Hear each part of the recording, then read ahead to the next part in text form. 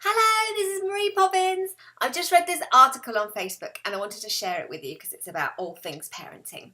And the title of it is Mum Gives Best Explanation Ever of How Life Changes After Pregnancy. And it's just perfect. Do you know how life changes when a young couple decides to become young parents? Do they think it boils down to adding more commitments or cost? Or do they already know about the emotional toll and everything it entails? Here's a story that elucidates it all. This is from the mum.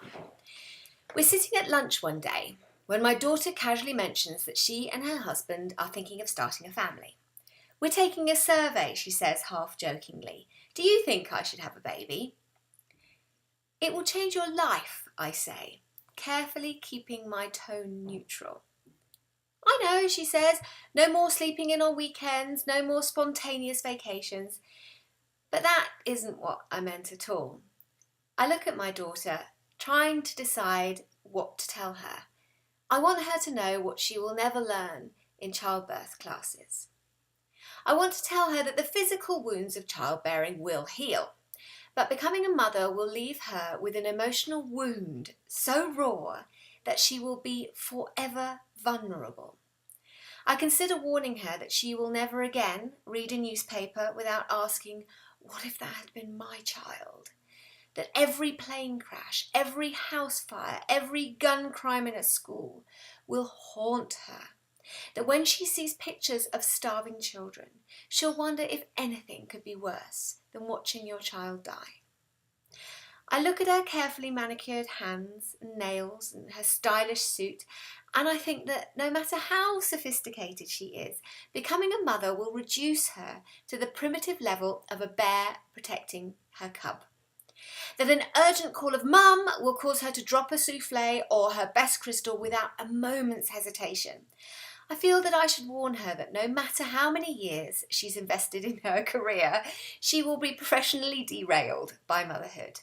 She might arrange for childcare, but one day she'll be going into an important business meeting and she'll think of her baby's sweet smell and she will have to use every ounce of discipline to keep from running home just to make sure her baby's all right. I want my daughter to know that everyday decisions will no longer become routine.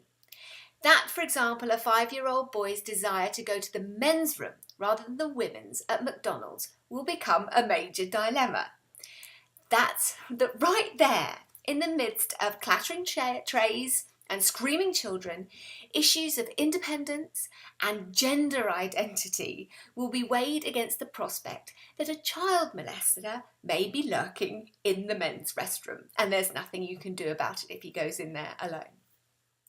Looking at my attractive daughter, I want to assure her that eventually she will shed the pounds of pregnancy, but she'll never feel the same way about herself again. That her life, now so important, will be of less value to her once she has a child. That she would give herself up in a moment to save her offspring, but will also begin to hope for more years, but not to accomplish her own dreams, but to watch her child accomplish theirs.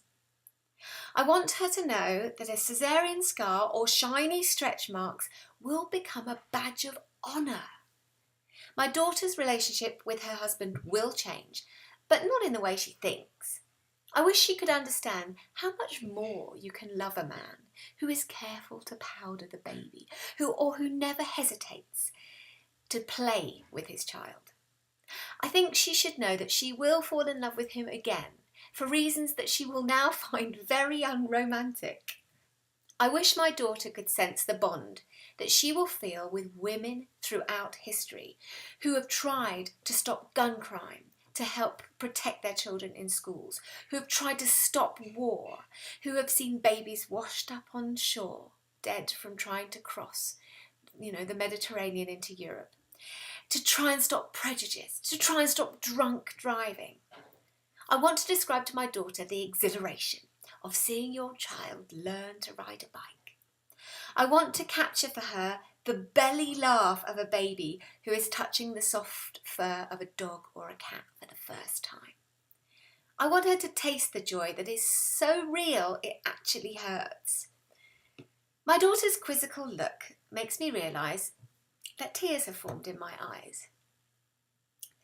"You'll never regret it," I finally say. Then I reached across the table and squeezed my daughter's hand, and I offered a silent hope for her and for me and for all the mere mortal women who stumble their way into this most wonderful of callings.